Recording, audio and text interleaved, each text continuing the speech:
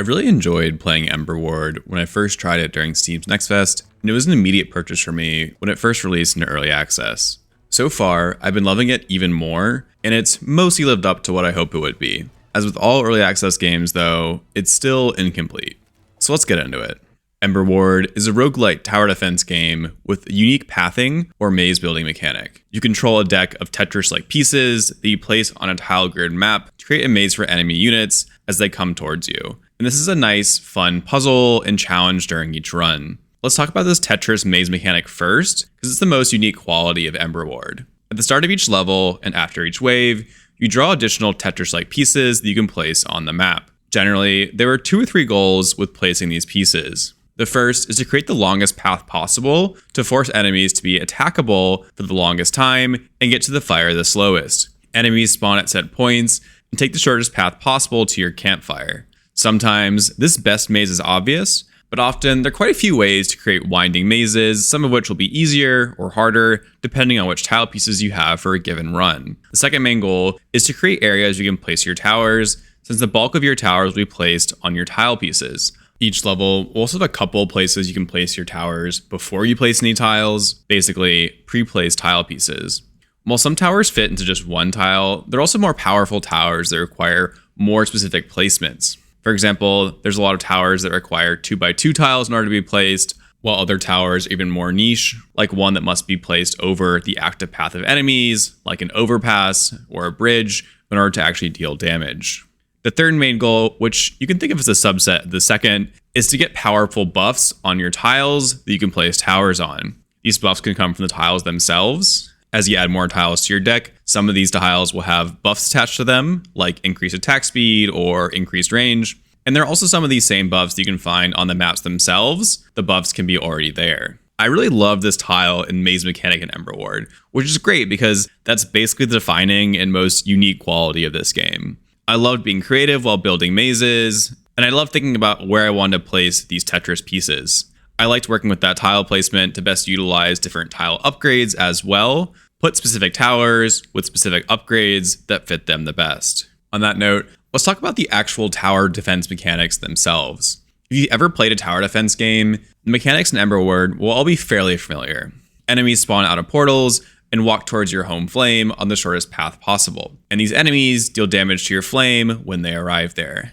You get gold as you kill enemies with your towers, and you also get bonus gold between waves. You also have a couple minutes between waves to place towers and tiles before the next wave starts.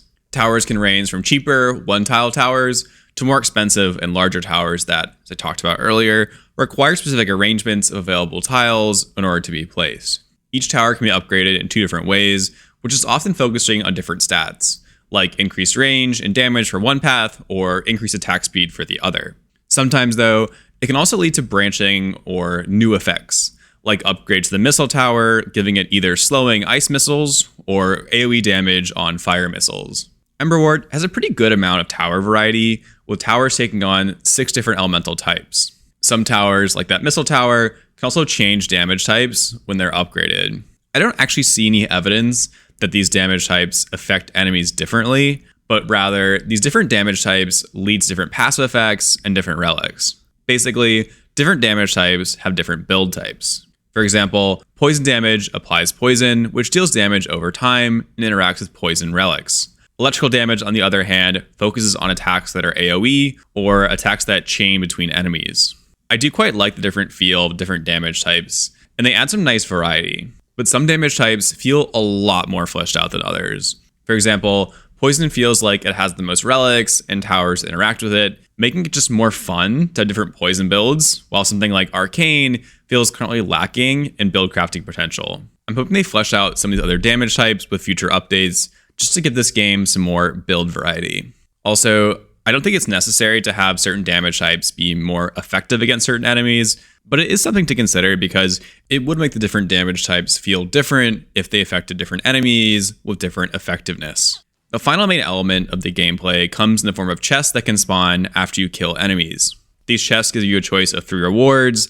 They can have some mix of tiles, gold, and consumable power-ups. These power-ups can be used on your towers to give them some additional effect for a short period of time, like making attacks slow enemies or making the tower just attack faster for a short period. These chests add a nice active element to the gameplay, giving you more to do during the waves themselves. That being said, I also just saved all of these power-ups until the final wave on most of my maps because you don't really need to use them in order to actually succeed. Other small but incredibly important gameplay things, there are 4 game speed options, and for me, playing a tower defense game in the current year, that's absolutely a requirement for me. Also, the controls are great with a lot of hotkeys for things like upgrading towers or placing multiple towers at once. I do wish there were a couple hotkeys for a couple other things, like upgrading multiple towers at once, so hopefully that comes in future updates. Overall, in terms of that core gameplay, Emberward does great. It has good core tower defense elements, but it really shines with that maze building mechanic that meshes nicely with the roguelite mechanics. So with that, let's talk about the variety and randomness in this game. Nothing I've described so far is necessarily a roguelite. Those were all core tower defense elements that could be in a non-roguelite game. The roguelite elements in Emberward come in the form of the randomized selection of towers, tile pieces, and relics that you can find on a given run, as well as what biome you play in, what character you use, and what flame type you use. Talking about towers first, this game has 25 possible towers, but you can only bring up to 8 on a given level. Similarly, you can only place tile pieces that you've collected in your deck of tiles, which changes for every run. As a result, you only get a small fraction of the total possible towers on a single run. At the start of each run, you have a set of options to choose from, each of which have 3 tower types and 8 tile pieces. As you clear additional stages or levels, you unlock more tiles for your deck that can now have buffs on them, as well as additional towers, including the larger, more powerful towers that can't be unlocked from the start. Definitely some of the starting towers feel better than others, and a nice mix of towers is beneficial at the start. I feel like when I did lose, I often lost on the first level because I didn't have a good starting setup, but I also never felt screwed over by bad RNG with the towers or tiles once I got past that initial starting period.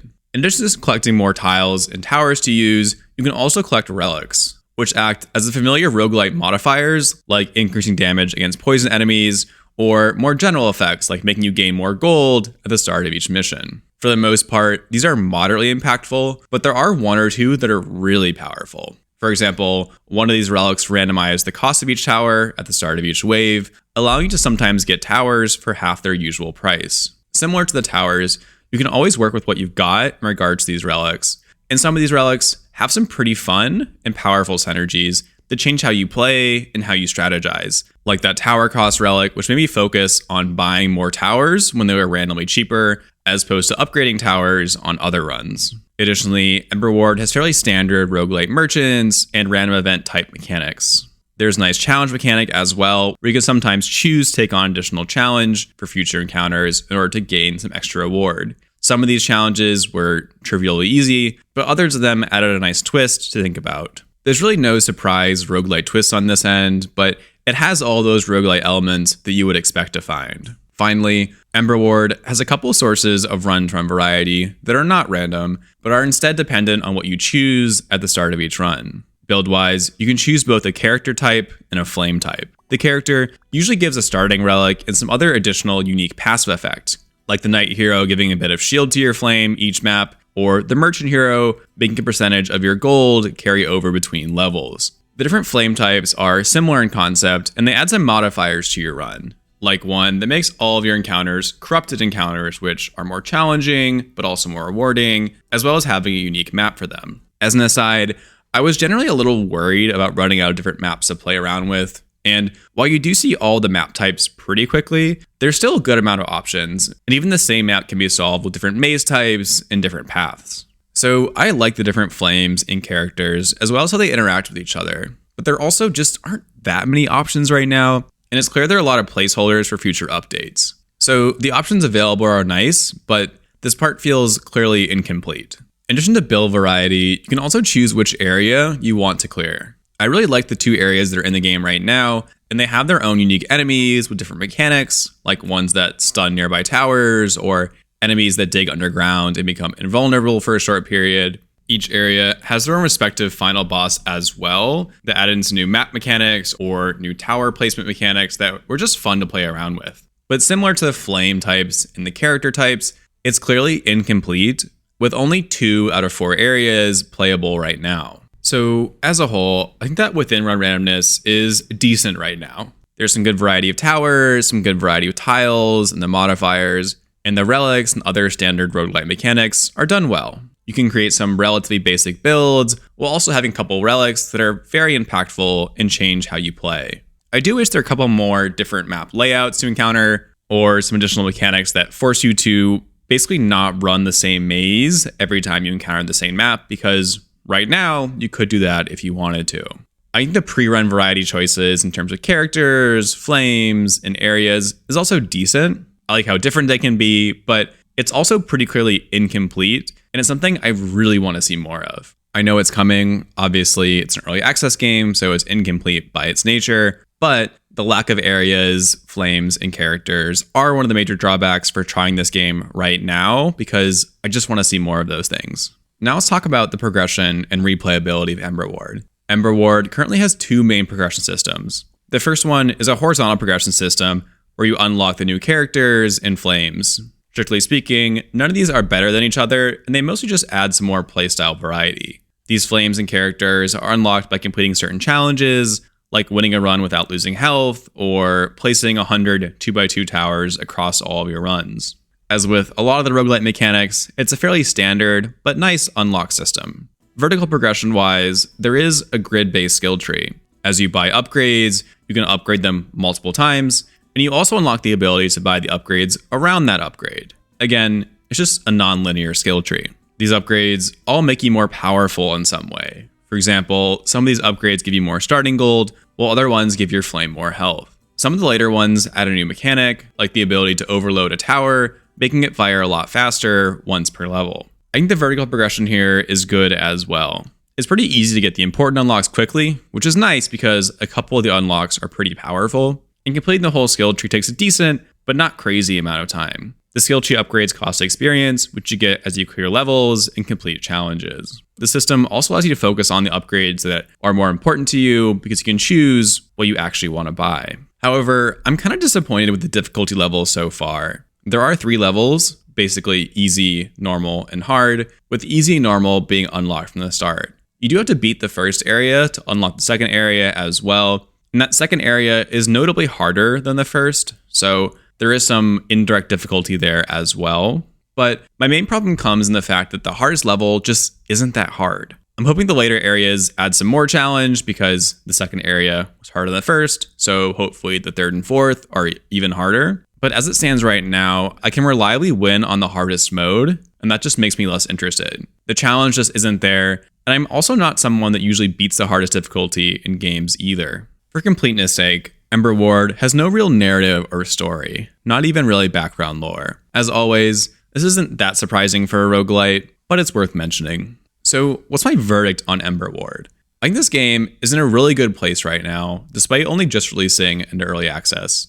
The core tower defense elements are solid, and the maze mechanics are incredibly fun. The existing roguelite mechanics mesh nicely with those core tower defense mechanics to create some decent run-to-run variety already. A couple of notable flaws though. First, due to the game being in early access, a lot of content is missing that would definitely make the game a lot better if it was there, mainly by adding a lot more replayability. We know there are more characters, flame types, and more areas planned. We can see the placeholders for those, and those are all incredibly important for the more long-term replayability of the game. I also think a couple more relics need to be added to flesh out different damage types, and therefore add some more build variety as well. The final notable flaw is that the hardest difficulty in this game isn't that hard. So if you're someone that likes a challenge, you might get bored of this game a little quicker than you would like. But if you're looking for a good tower defense roguelite, Emberward's core gameplay has scratched that itch by far the best for me.